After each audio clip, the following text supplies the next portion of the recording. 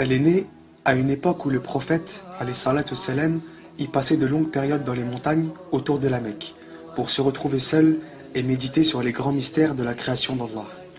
Dans la même période, sa sœur aînée Zaynab a été mariée à son cousin, et peu de temps après, ses deux autres sœurs, Ruqayya et Kalthoum, ont été mariées au fils d'Abu Lahab, l'oncle paternel du prophète, alayhi salatu wassalam.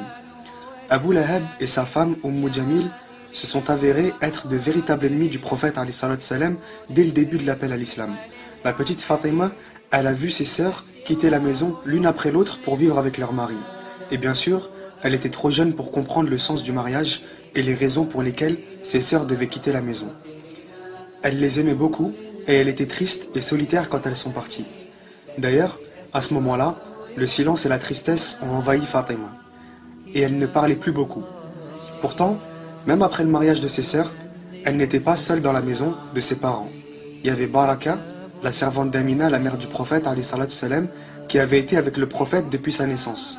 Il y avait aussi Zayd ibn Haritha et Ali, le jeune fils d'Abu Talib, et tous ensemble, ils faisaient partie de la famille. Et ils habitaient la même maison, celle de Mohammed. Et bien sûr, il y avait aussi sa mère, la mère des croyants, Khadija. Fatima, elle a trouvé beaucoup de réconfort auprès de sa mère Khadija et auprès de la servante Baraka. Ali, qui avait environ 2 ans de plus qu'elle, il était en quelque sorte le frère et l'ami qui avait remplacé son propre frère El-Qasim qui était mort en bas âge. Son autre frère, Abdullah, connu comme le bon et le pur, qui est né après elle, lui aussi est mort dans son enfance. Fatima, elle était super sensible pour son âge et quand elle avait 5 ans, elle a appris que son père était devenu Rasulullah, le messager de Dieu. La première tâche du prophète, alayhi salatu wassalam, c'était de transmettre les bonnes nouvelles de l'islam à sa famille et ses proches. Il devait adorer Dieu tout-puissant, l'unique, sans associé. À partir de ce moment, elle est devenue plus attachée à son père et elle a senti un amour profond et constant pour lui. Souvent, elle se promenait avec le prophète, alayhi salatu wassalam, dans les rues étroites de la Mecque. Ensemble, ils visitaient la Kaaba et ils participaient au rassemblement secret des premiers musulmans qui avaient accepté l'islam. Un jour, alors qu'elle n'avait même pas 10 ans, elle a accompagné son père près de la Kaaba. Et le prophète, alayhi salatu wassalam, il commence à prier. Fatima, elle était à ses côtés, et il y a un groupe de Qurayshites qui arrive d'un air menaçant. Et ils entourent le prophète, alayhi salatu wassalam. Dans ce groupe, il y avait Abu Jahl, l'oncle du prophète, alayhi salatu wassalam, Uqba, Umayya, Shayba et Utba. Et là, leur chef, Abu Jahl, il leur a demandé « Qui de vous peut apporter les entrailles d'un animal mort et les jeter sur Mohammed ?» Uqba, l'un des plus mauvais d'entre eux, il a dit « Moi » et il s'est précipité. Il est revenu avec les entrailles d'un animal nauséabonde et il les a jetées sur les épaules du prophète alayhi salatu wassalam, alors qu'il était encore prosterné. Il y avait Abdullah ibn Mas'ud, un compagnon du prophète alayhi salatu wassalam, qui était présent mais il pouvait rien faire, il était impuissant. Imaginez les sentiments de Fatima à ce moment-là. Elle voit son père se faire traiter comme ça alors qu'il est le messager de Dieu. Elle pouvait rien faire, Meskina, elle n'avait même pas 10 ans. Alors, elle s'est approchée de son père et elle a enlevé la saleté qu'il avait sur les épaules.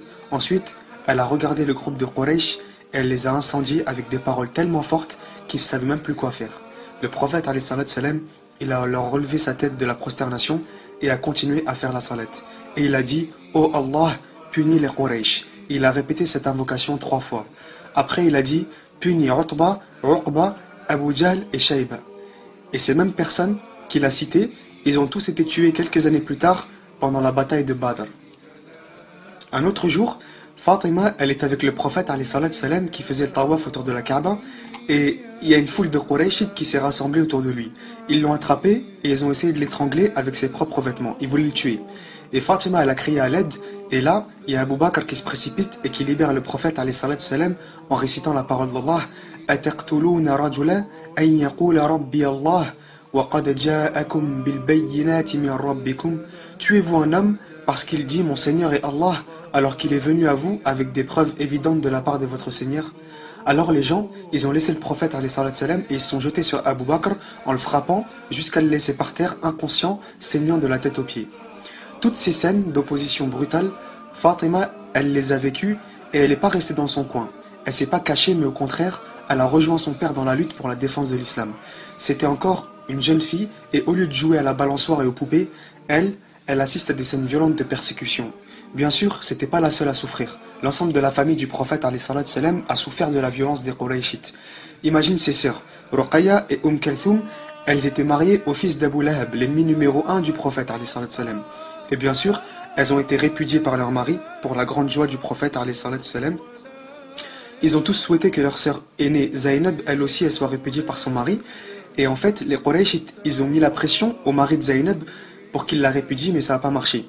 Alors ils lui ont dit, on va te donner la plus belle et la plus riche des femmes si tu divorces Zaynab. Et regarde ce qu'il leur a dit, subhanallah. Il leur a dit, j'aime ma femme profondément et passionnément. Et j'ai une grande estime pour son père, même si je n'ai pas embrassé sa religion. Ruqayya et Kalthoum, elles étaient heureuses d'être de retour à la maison. Et surtout, elles étaient heureuses de se débarrasser de Jamil, leur belle-mère. Tu m'étonnes, c'était une vraie vipère, un être humain avec une langue de serpent. Dès qu'elle parle, elle pique. Et peu de temps après, Ruqayya, elle s'est remariée au jeune et timide Uthman ibn Affan, qui a été parmi les premiers à avoir accepté l'islam. Tous les deux, ils sont partis et ils ont quitté la Mecque pour l'Abyssinie à cause des persécutions que subissaient les musulmans. Ensuite, les persécutions, elles ont augmenté, et le prophète alayhi salatu salam et sa famille, ils étaient obligés de partir, et ils sont partis aux alentours de la Mecque, dans les montagnes, pendant des mois, avec très peu de nourriture, et c'était une période super difficile. Le seul répit qu'ils avaient, c'était pendant le Hajj. Et cette situation-là, elle a duré 3 ans. Suite à ces difficultés, Khadija, elle a perdu la vie. Le prophète alayhi salatu salam et sa famille avaient alors perdu l'une des plus grandes sources de réconfort et de force qu'ils avaient. Dans la même année, l'oncle du prophète alayhi salatu salam, Abu Talib, il est mort aussi, et cette année porte le surnom de l'année de la tristesse. Fatima, elle était maintenant devenue une jeune femme, et bien sûr, elle était très touchée par la mort de sa mère. Elle pleurait tellement qu'elle a eu des problèmes de santé à cause de son chagrin. Bien que sa sœur aînée Kalthoum, elle était toujours avec elle à la maison, Fatima s'est rendue compte qu'elle avait maintenant une plus grande responsabilité avec le décès de sa mère. Elle sentait qu'elle devait apporter un soutien encore plus important à son père. Elle était tellement dévouée à la cause de son père qu'on l'appelait Abaha, la mère de son père. Le prophète alayhi salatu salam, il avait un amour particulier pour Fatima. Il disait, celui qui a fait plaisir à Fatima a plu à Allah. Et celui qui a mis en colère Fatima a mis en colère Allah.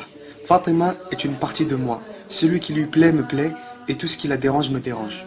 Elle était surnommée Zahra, la resplendissante, à cause de son visage rayonnant, duquel émanait une lumière.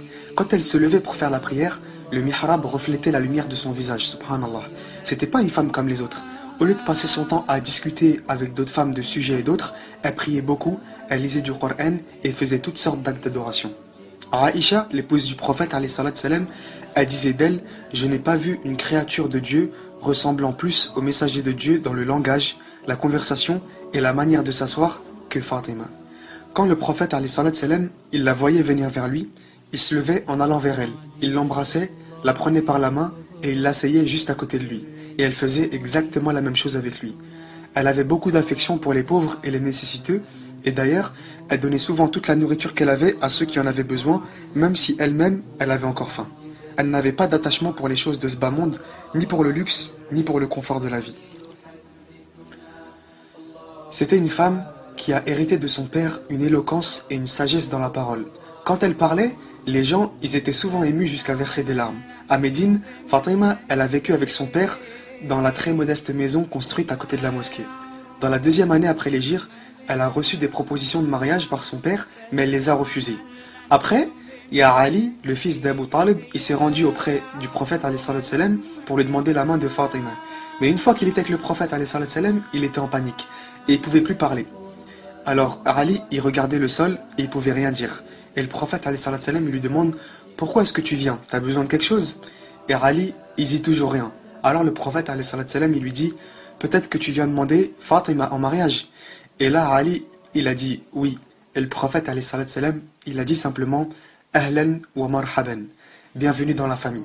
Après, le prophète alayhi salatu salam, il lui dit « Qu'est-ce que t'as que tu peux donner comme dot ?» Et Ali, il lui dit qu'il avait rien. Alors le prophète alayhi salatu salam, il lui a rappelé qu'il avait un bouclier qu'il pouvait vendre. Alors Ali, il a vendu le bouclier à Uthman pour 400 dirhams. Et il se dépêche pour aller rejoindre le prophète alayhi salatu salam. Et là, Uthman, il l'arrête et il lui dit « Tiens, je t'offre un cadeau pour ton mariage avec Fatima. » Et il lui offre le bouclier qu'il venait de lui vendre.